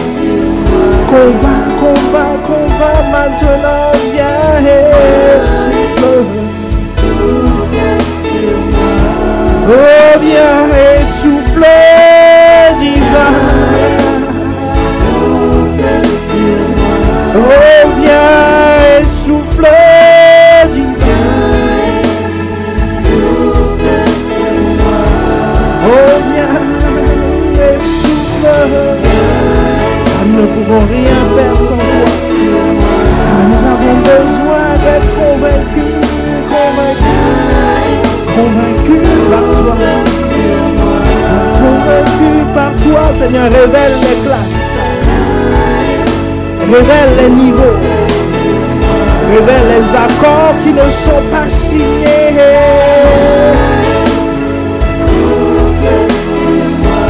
Que ceux qui veulent avoir cette révélation lèvent la main vers le ciel en signe de contact. C'est un temps d'impactation divine.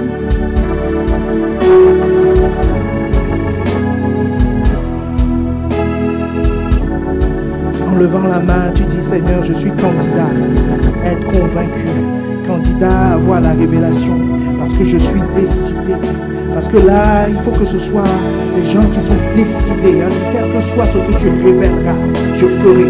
Je prendrai l'engagement. J'obéirai à ta voix. Il n'a pas attendu de voir ce que représentait Canaan. Il n'avait pas Google Maps pour aller voir ce que c'était ce pays. Il n'avait aucun moyen de faire des enquêtes sur le pays. Il est parti uniquement au son de la voix qu'il a entendue. Donc si tu es candidat, pour dire Seigneur, je ferai ce que tu dis. Je ne suivrai pas mes voies, mais je ferai ce que tu dis. Alors répète après moi, Seigneur Jésus, je veux te suivre, quel que soit là où tu m'amèneras, quel que soit ce que tu demanderas. Je sais que tu as des projets de paix et non de malheur. C'est ce que je veux voir manifester. Des projets de paix et non de malheur. Je veux être collaborateur, co-ouvrier avec Christ. Marcher au son de ta voix, selon la révélation de ta parole, pour accomplir tes desseins. Merci pour l'honneur de m'associer à ta volonté. Merci de faire de moi un partenaire, de respecter ma volonté, de me laisser l'opportunité de décider. Donne-moi la grâce de toujours faire les bons choix, c'est-à-dire tes choix, d'avancer à ton rythme. Si je tombe, relève-moi, mais je veux atteindre la gloire. Je veux que ma vie glorifie ton nom. Dans le nom de Jésus. Dans le nom de Jésus. Amen. Élève la voix toi-même. Élève la voix toi-même. Et exprime tes aspirations. Exprime ton amour. Exprime-lui que tu préfères ses voix à toute autre voix. Exprime-lui que tu préfères ses désirs à tout autre désir. Exprime-lui que tu préfères l'endroit où il est à tout autre endroit. Exprime-lui que tu préfères sa famille à toute autre famille. Oh, élève la voix, élève la voix.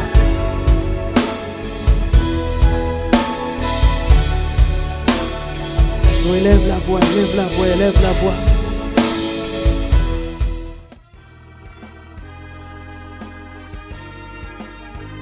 Nous espérons vivement que vous avez été édifiés par ce message. Pour en savoir plus sur notre Église, rendez-vous sur notre page Facebook Impact Centre Chrétien-Campus Lille ou téléphonez-nous au 33 7 83 88 23 16. À très bientôt et que Dieu vous bénisse.